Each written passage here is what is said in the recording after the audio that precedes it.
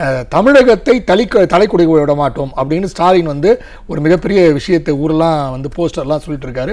அதாவது தமிழகம் வந்து நாங்கள் தலை நிமிர்ந்து தான் செய்வோம், நாங்கள் எங்களால் தலை குனியாது அப்படின்னு விஷயம் சொல்கிறாங்க.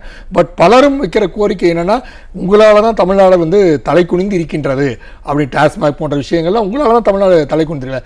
இதை பற்றி என்ன நினைக்கிறீங்க சார்? அதாவது பிரச்சாரத்துக்கு அதாவது இனிப்புன்னு சொன்னால் வாய்ஸ் வச்சிடாது என்ன, அதுபோல் இவர்கள் சொல்வது தான் அந்த விட நீங்கள் இந்த கள்ளச்சாராய சாவு பாருங்கள், கள்ளக்குறிச்சி 100க்கு கலெக்டர் அலுவலகத்துக்கு பின்னாடியே 100க்கு பெற்ற நபர்கள் குடிச்சிட்டு செத்த வரலாறு. அந்த அந்த கள்ளச்சாராயம் வித்த குற்றவாளியை கைது செய்து மீண்டும் அவன் ஜாமீனில் வந்து மறுபடியும் கள்ளச்சாராயம் விற்று மறுபடியும் இறந்து மறுபடியும் கைது செய்யப்பட்டான். ஏன்னா அப்படி ஒரு 100 பேருக்கு மேற்பட்டவர் சாவில் இருந்தாலும் எப்படி நீங்கள் வெளியே விட்டீங்க, எப்படி ஜாமீனில் வெளியே விட்டீங்க? ஆக அதுவே உதாரணம். அடுத்தது இவர்கள் சொல்லுகிற போல தமிழகம் வந்து தலை குனிஞ்செல்லாம் இல்லை. ஏன்னா அதிமுக ஆட்சி காலம் 10 ஆண்டு ஆட்சி, இன்னைக்கு சொல்கிற வளர்ச்சி இவங்க என்னென்னா அந்த வளர்ச்சி 11% சொல்கிறாங்க. இந்த வளர்ச்சி எங்கே இருந்துச்சு? 6% வச்சுருந்தோம். கொரோனா காலத்தில் 5.5 குறைஞ்சிது.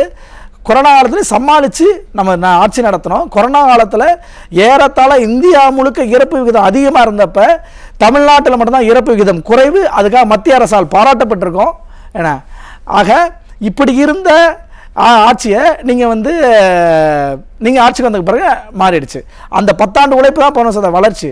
அடுத்தது நீங்கள் என்ன தமிழகத்துக்காக இவர்கள் போராடு நீட்டு தேர்வு முதல் கையெழுத்தே நீட் தேர்வு தான். நாங்கள் நீட் தேர்வை ரத்து பண்ணாங்களா? இல்லை. ஆக இந்த மத்திய அரசாங்கத்திலேருந்து எதிர்த்த 2 திட்டங்கள் என்ன? ஒன்று மும்மொழி கொள்கையை எதிர்த்தாங்க, இன்னொன்று இந்த தொகுதி மறு சீரமைப்பு. இதை ஆந்திராவில் இருக்கக்கூடிய பாஜகவுடைய கூட்டணி அரசாங்கம் நிதிஷ்குமார் உட்பட எதிர்த்தாங்க. என்னன்னா எங்க மக்கள் தொகை விகிதாச்சார அடிப்படையில் தொகுதி எம்பி தொகுதி மறுசீரமைப்பு பண்ணுங்க அப்படிங்கிற கோரிக்கையும் வச்சாங்க. மும்மொழி கொள்கையில் நிலைப்பாடு அதிமுக நிலைப்பாடு தானே. அதிமுக தொடர்ந்து வலியுறுத்த தாய்மொழி கல்வி வேண்டும் அப்படிங்கிறதும் இப்போ அந்த நிலைப்பாடு தான் நீங்கள் இது பண்ணுறீங்க. ஆக இதை தவிர வேறு ஏதாவது ஆக்கப்பூர்வமாக ஒரு திட்டங்கள் எதிர்த்தாங்கன்னா கிடையவே கிடையாது. என்ன சும்மா பேருக்கு வந்து ஏங்க வெள்ளை கூட வேந்தாருங்க அவர். ஒரு எந்த வரலாற்றில் ஒரு சீஃப் மினிஸ்டரு போய் பிரைம் மினிஸ்டரையோ வேறு அதிகாரி டெல்லியிலேருந்து வரும்போது வரவேற்க வெள்ளை கொடையோடு போய் பார்த்துருக்கீங்களா?